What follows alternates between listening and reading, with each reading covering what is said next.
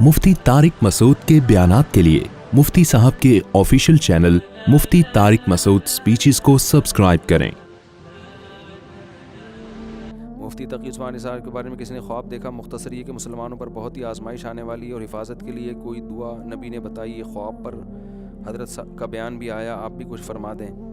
Knees ज़लज़ले और कुदरती आफात और अजाब में मौके के हिसाब से कोई ख़ास या दुआ या कुरानी आयत वगैरह है, जैसे सूरह ज़िलज़ाल वगैरह पढ़ना। देखो, सबसे पहले खुदा की नाफरमानी छोड़ी जाए। ज़लज़ले तो आते रहेंगे, आते हैं, और हदीस में आता है क़ुर्ब क़यामत में कुदरती हादसात की तादाद कम होने के बजाय बढ़ेगी। हदीस में आता है कि जैसे जैसे क़यामत करीब आएगी ना, ये कुदरती हादसे कम नहीं होंगे। साइंस तो तरक्की कर रही है, लेकिन कुदरती हादसों का रेशो कम होने के बजाय बढ़ेगा। कुछ हादसे ऐसे हैं जो साइंसदान रोक ही नहीं, बता ही नहीं सकते, तो रोक कहाँ से सकते हैं। अच्छा, ये हमारे यहाँ फजूल किस्म की बहसें शुरू हो गई हैं। जो तुर्की में जो ज़लज़ला आया है, तो ये इसराइल ने किया है या अमेरिका ने किया है। कोई इसराइल अमेरिका के बाप के पास भी इतनी पावर नहीं है कि पूरे मुल्क को ज़लज़लों से उलट दे। ये फजूल किस्म की तहकीकात हैं जिससे सिर्फ पाकिस्तानी लोग मुतासिर होते हैं। कोई पढ़ा लिखा आदमी दुनिया में इससे मुतासिर नहीं होता। तो खुदा के लिए पहले ही हम लोग का बहुत मजाक उड़ रहा है, मजीद अपना मजाक दुनिया में दानिश्वरों की नज़र में ना उड़वाओ। समझते हो? अभी ऐसी रिपोर्टें आ रही हैं कि जी वो जो प्लेटें उसने हिलाई हैं इसराइल ने, और फिर यूँ किया है। मुझसे एक साहब ने कल का, मैंने कहा हाँ, वो जो है ना, वो लेके घुसे थे, ये जो होता है ना हमारे यहाँ जिससे गटर साफ नहीं करते, ट्रैक्टर। हमारे यहाँ तो कुछ भी नहीं करते ना, ट्रैक्टर से क्या हो रहा है, कोई सफाई नहीं हो रही। तो वो ट्रैक्टर और जो मशीनें होती हैं, तो ट्रैक्टर लेके, मैंने कहा वो इसराइल ने अपनी फौजें नीचे घुसाई थी, नीचे खोद खाद के ना अचानक रस्सी खींच ली और सारी इमारतें नीचे गिर गई।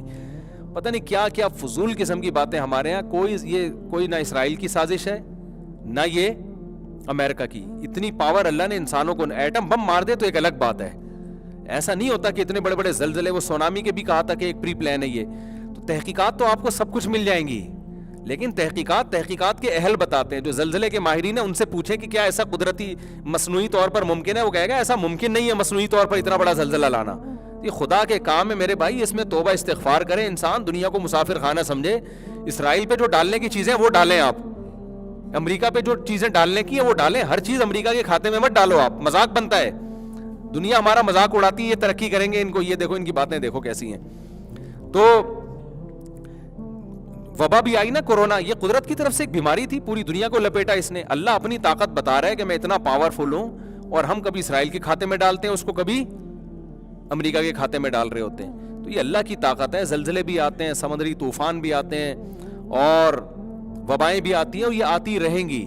और इनमें कुदरत हमें बता रही है कि दुनिया मुसाफिर खाना है। यहाँ जो तुम कामयाबी की बातें कर रहे हो ना, तुम्हारी सारी मेहनतें 2 मिनट में अल्लाह ढेर कर देगा।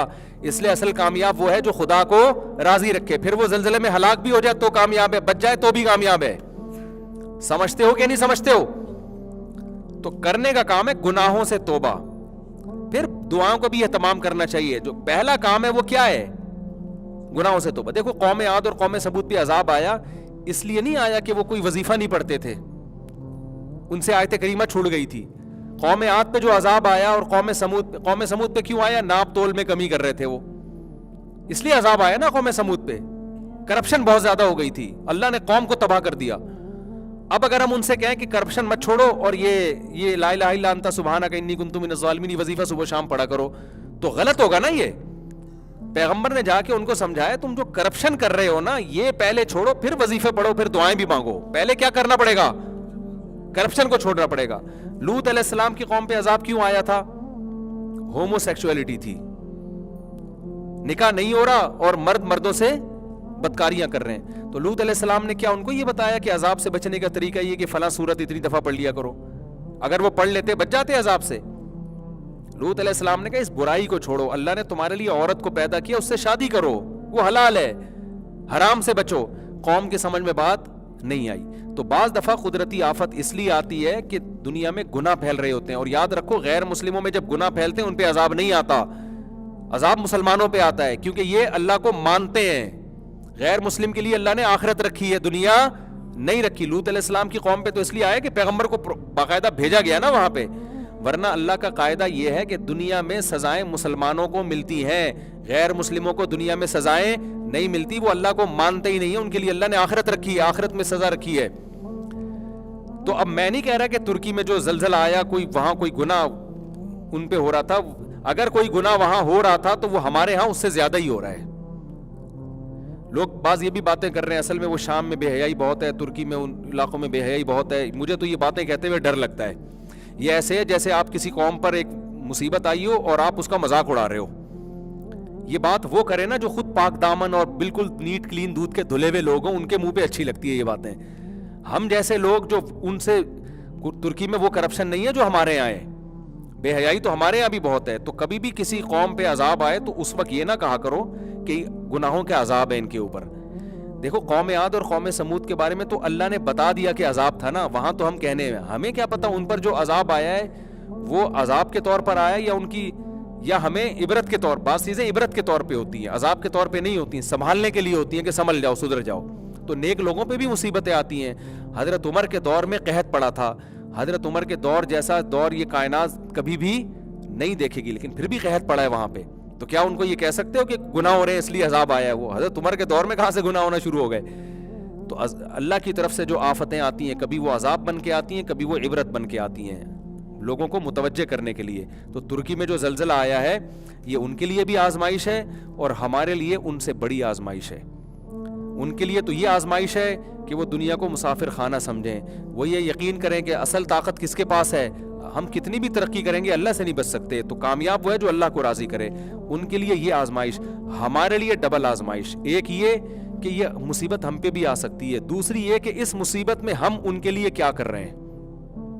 دیکھیں ایک آدمی ایکسیڈنٹ سے زمین پہ گرتا ہے, اس کے لیے تم آزمائش آ گئی. ہماری آزمائش ہے کہ ہم اس کی مدد کتنی کر رہے ہیں.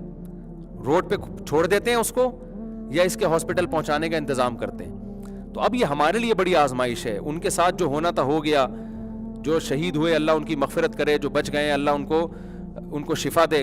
ہمارے لیے بڑی آزمائش ہے کہ ہم ان کی کیا مدد کرتے ہیں. میرا جیسے یہ ترکی میں ہوا, میرا فوراً ارادہ ہوا ترکی جانے کا, لیکن ویزے کے مسائل ابھی کھڑے. میرا یورپ کا ویزا ایکسپائر ہو گیا, وہ نہ ہوا تو فوراً چلا جاتا. تو میں بھی کوشش کر رہا ہوں ترکی جانے کی. انشاءاللہ جو ہم سے مدد ہو سکی ہم کریں گے. جو ہمارے جتنے بھی بڑے بڑے تاجر ہیں یہاں پہ, ان کی ذمہ داری ہے کہ اپنی تجوریوں کے منہ کھولیں وہ, اور ترک اور شام کے مسلمانوں کی وہ مدد کریں. سیلاب آیا, ان کے لیے کم آزمائش, ہمارے لیے بڑی آزمائش کہ ہم اس سیلاب میں اللہ ہم سے پوچھے گا کہ میری طرف سے تو قدرتی آفتیں آتی ہیں. دیکھو ایک بات سنا کے بس اپنی بات کو ختم کرتا ہوں.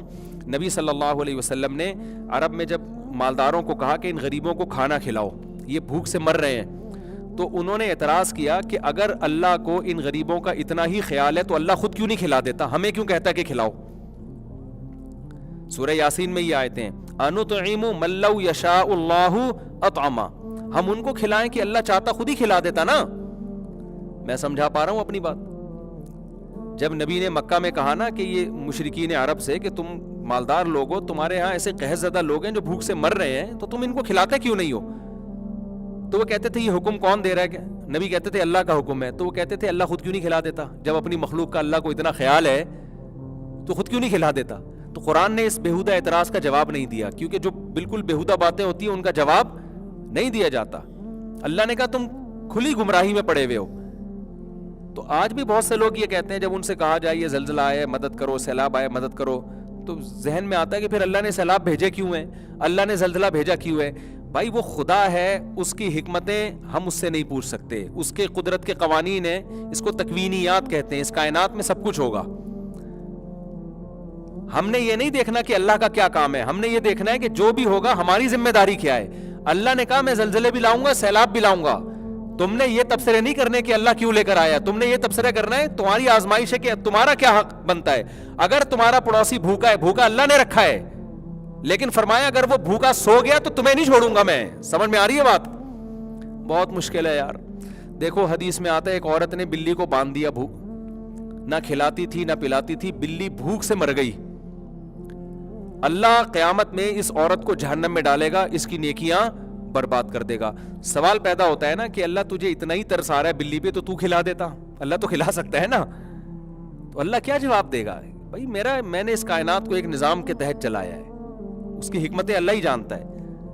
اللہ لوگوں کو آزماتا ہے. کوئی جانور بھی بھوکا مر رہا ہے, کتا بھی اگر پیاسا ہے اور آپ کے پاس پانی ہے نہیں پلا رہے, تو اس کے بارے میں بھی سوال اللہ سے نہیں ہوگا, سوال کس سے ہوگا؟ آپ سے. ہم ایگزامینیشن ہال میں ہیں, اللہ ایگزامینیشن ہال میں نہیں ہے. تو حدیث میں آتا ہے پڑوسی بھوکا سوئے تم پیٹ بھر کے کھاؤ تو تم مومن نہیں ہو. اب سوال پیدا ہوتا ہے اللہ تو بھوکا, تجھے اتنا خیال ہے اس بھوکے کا تو خود ہی کھلا دے نا. اللہ کہے گا پھر آزمائش کس بات کی ہے؟ نہیں یاری بات سمجھ میں, تو جیسے چل رہے ہو نا چلتے رہو میرے بھائی, ہم تو تھک گئے ہیں بول بول کے. ترکی میں جو زلزلہ آیا ہے میرے بھائی, ہمارے تاجروں کی اخلاقی دینی ذمہ داری ہے کہ ہم وہاں رقمیں بھیجیں اور ان لوگوں کی مدد کریں جس حد تک ہمارے لیے یہ ملکوں کی سرحدوں کو ختم کر دیں ہم. لیکن اس میں ایک بات خوب اچھی طرح کان کھول کے سن لو, جب بھی کوئی زمینی آفت آتی ہے ہم نے مشاہدہ کیا ہے چورن منجن بیچنے والے بھی مارکیٹ میں ہول سیل کے حساب سے آ جاتے ہیں. ایسا نہ ہو کوئی بھی ٹرسٹ آئے, کوئی بھی آدمی آئے اور کہ میں ترکوں کے لیے مدد طلب کر رہا ہوں اور آپ نے پیسے نکال کے اس کو دینا شروع کر دیے. اس میں بہت دفعہ فراڈی لوگ دبا کے نوٹ چھاپتے ہیں اپنے. اس میں بعض ٹرسٹ بھی ہے جو قابل ٹرسٹ نہیں ہے اور بعض لوگ بھی ہیں جو قابل اعتماد نہیں ہے. نام اعتماد خان ہوگا لیکن قابل اعتماد نہیں ہوگا بندہ. تو اس میں آپ نے ریلائبل لوگوں تک رقمیں پہنچانی ہے. میں بھی پوری کوشش کر رہا ہوں کہ وہاں جاؤں. ہمارے علماء الحمدللہ, ہمارے اکابر بہت سارے علماء پہنچ گئے ہیں الحمدللہ. ایسی جگہوں پہ علماء بہت جلدی جاتے ہیں الحمدللہ, وہ پہنچ چکے ہیں. میڈیا پہ ان کی کوریج نہیں ہے. تو میرا بھی ارادہ ہے اگر جیسے ویزا ملتا ہے میں انشاءاللہ ترکی جاؤں گا تو ہم بھی کوشش کریں گے ان ترک بھائیوں کو اس موقع پر ہم اکیلا نہ چھوڑیں, شامی بھائیوں کو.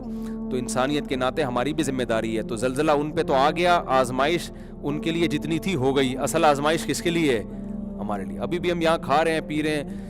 سیلاب میں بھی بہت سے لوگوں نے الحمدللہ بڑھ چڑھ کے مدد کی لیکن بہت سے لوگوں پہ جھوم ہی نہیں رہیں گی. کیا ہو رہا ہے, کتنا اندر حالات خراب ہوئے, بھوک سے لوگ مرے ہیں. ہمارے جو لوگ سروے کے لیے گئے تھے نا اندرون سندھ, پھوٹ پھوٹ کے رو رہے تھے جب کہانیاں وہاں کے واقعات سنا رہے تھے. کہہ رہے ہمارے ہاتھ سے چاول کا شاپر گرا ہے تو ایک بچے نے نا مٹی والے چاول کھانا شروع کر دیے. لوگوں نے بتایا 3 دن سے اس کو کھانے کو کچھ نہیں ملا ہے, انتظار نہیں کر رہا کہ پلیٹوں میں ڈالیں ہم. ایک عورت نے کہا, رو رہی تھی کہ خدا کی قسم ہم نے زندگی میں کسی کے سامنے ہاتھ نہیں پھیلائے, آج بھوک نے مجبور کر دیا ہمیں لائن میں لگنے. ایسے ایسے خاندانی لوگ جو کبھی لنگر کے لیے لائن میں نہیں لگے, وہ پھوٹ پھوٹ کے یہ واقعہ سنا رہے تھے کہ ہم نے وہ منظر دیکھے وہاں پہ. تو بھائی جب یہ مصیبتیں آتی ہیں اندر کے حالات اندر والا ہی جانتا ہے. ہم تو یہاں کباب پراٹھے پھوڑے, آپ کو منع نہیں کر رہا میں کہ کھائیں, لیکن تھوڑا سا ان کا بھی خیال کریں. تو ہماری ذمہ داری ہے ہم ریلائبل لوگوں تک پہنچیں. اور ترکی میں جو ابھی بہت, یہ بالا کوٹ سے بڑا زلزلہ آیا ہے ترکی میں, بالا کوٹ سے بڑا زلزلہ آیا ہے. تو ہماری یہ ذمہ داری ہے ہم جس حد تک ان کی مدد کر سکتے ہیں ہم مدد کریں. اللہ تعالیٰ, اور سوشل میڈیا پہ بھی اس کو اٹھائیں آواز. اللہ تعالیٰ سمجھنے کی عمل کی توفیق دے.